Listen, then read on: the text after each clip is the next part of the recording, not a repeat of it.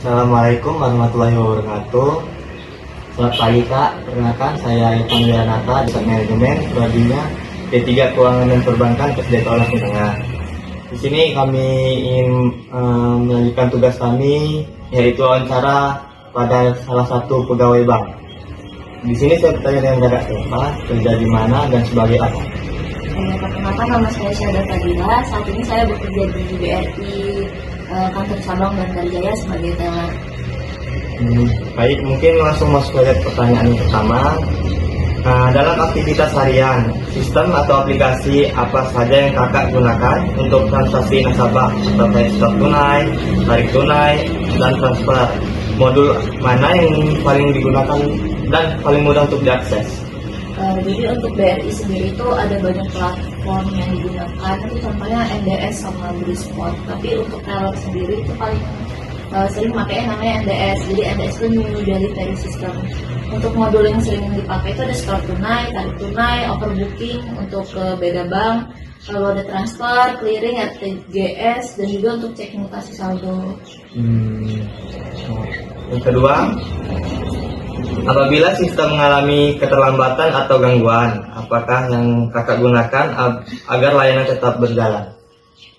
Biasanya kalau sistemnya mengalami keterlambatan atau gangguan, itu kami konfirmasi dulu ke IT pusat. Misalnya apakah itu gangguannya ada di unit kami sendiri atau seluruh Indonesia. Nah biasanya kalau misalnya unit kita sendiri, itu IT-nya bakalan datang ke unit buat diperiksa gangguannya gimana.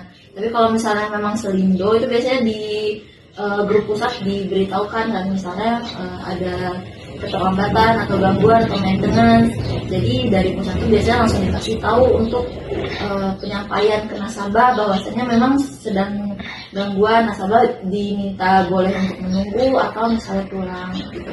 Tapi biasanya kalau keterlambatan itu cuma sebentar sih, jadi kebanyakan nasabah nunggu. Terus tuh kalau misalnya sudah mulai lancar, bisa dilakukan lagi layanannya.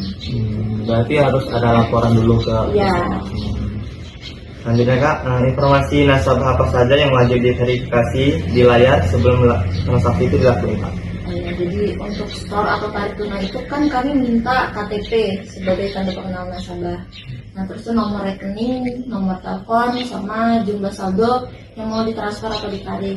Untuk dikonfirmasi lagi itu apakah sama untuk KTP NIK-nya yang ada di layar sama KTP yang dibawa sama nasabah. Lalu nanti kami konfirmasi lagi apakah benar nama nasabahnya si A, lalu jumlah penarikannya sekian, nomor teleponnya sekian.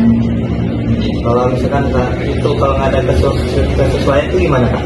Kalau misalnya nggak ada kesesuaian, biasanya kami tanyakan lagi apakah memang ada buku rekening yang lain gitu kan. Kalau misalnya dia beda unit kerja, itu harus diperiksa lagi di maintenance itu sih. Kalau misalnya nggak sama, nah ini yang patut dipertanyakan, karena kita memang nggak bisa untuk ngelakuin pelayanan kalau misalnya terdapat perbedaan dari data nasabah sama data kami. Berarti harus dicek terlebih dahulu. Iya betul.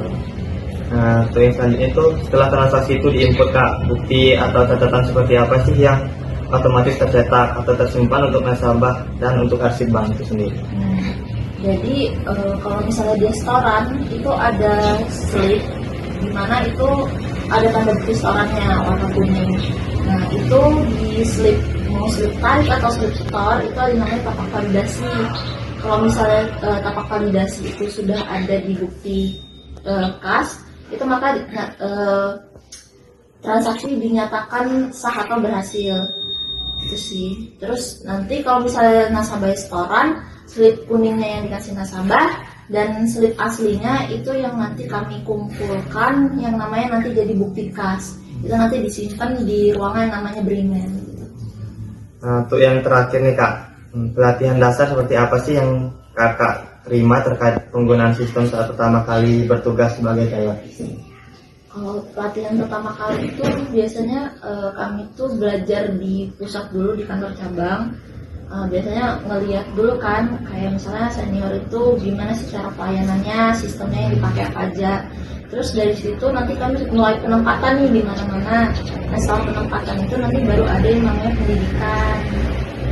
pendidikan ini nanti kami ke kampus Korpo Jakarta itu nanti diajarin soal NDS, kayak NDS ini menunya apa aja sih, terus tuh modulnya apa aja, cara penggunaannya gimana aja.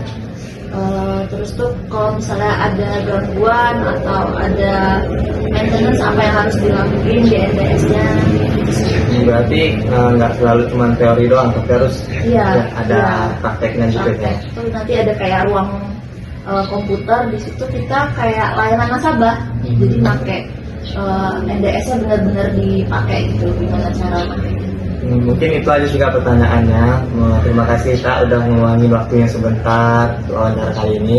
Mungkin itu saja video wawancara dari kelompok kami. Saya ucapkan terima kasih. Wassalamualaikum warahmatullahi wabarakatuh.